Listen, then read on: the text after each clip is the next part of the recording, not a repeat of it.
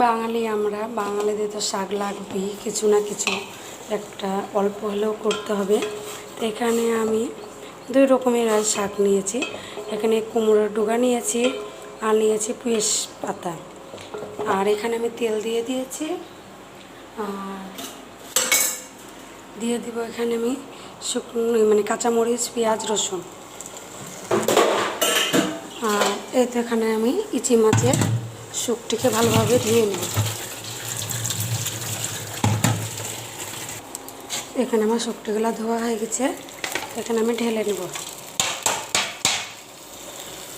এবার একসাথে আমি ভেজে নেব, একসাথে ভালোভাবে ভেজে নিয়ে এগুলা আমি ভর্তা করব। কিছু না কিছু একটা ভর্তা থাকবেই। শাক আমার যতই মাছ মাংস যাই করি না কেন, তো এখানে আমার একটা ভর্তা লাগবেই। আমার মাছ মাংস অত ভালো লাগে না, তার জন্য আমার একটু শাক হলে হয়। কিন্তু আপনাদের ভাইয়াও শাক খুব পছন্দ করে।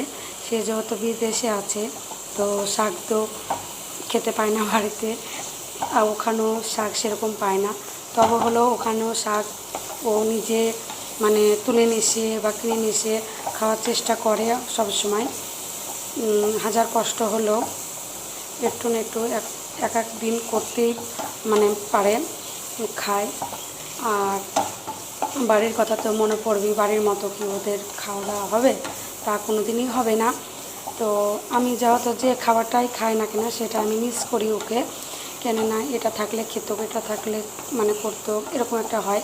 তো কি করব, পেটের জন্য, টাকার জন্য তো থাকতেই হবে, কিছু করার নেই। যেটা আমার মানে না চাইলেও সেটা আমার চাইতে হয় বা থাকতে হয়, কিছু করার নেই।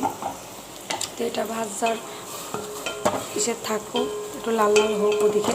এদিকে আমি শাকটাকে নেড়ে নিচ্ছি। এটা আমি শাকটাকে এবার ঢেলে নেব। ভালোভাবে হয়ে গেছে, তো ভালোভাবে হয়ে গেছে, এটা আমি ঢেলে নেব।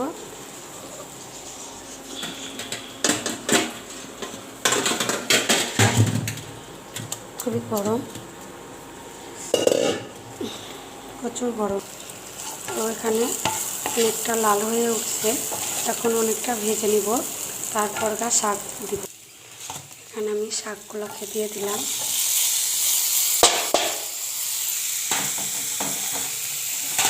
ভালোভাবে শাকগুলোকে এবার আমি এর সাথে নিয়ে নেব।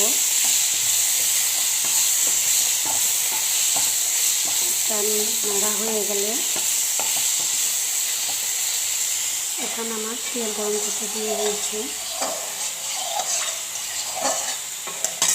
তেল গরম করতে দিয়ে দিয়েছি, আর এখানে মাংস মানে আমার মশলা দিয়ে মাখানোই আছে, মশলা দিয়ে মাংসটা রাখানোই আছে। আর তেলটা গরম হয়ে গেলে আমি দিয়ে দেবো।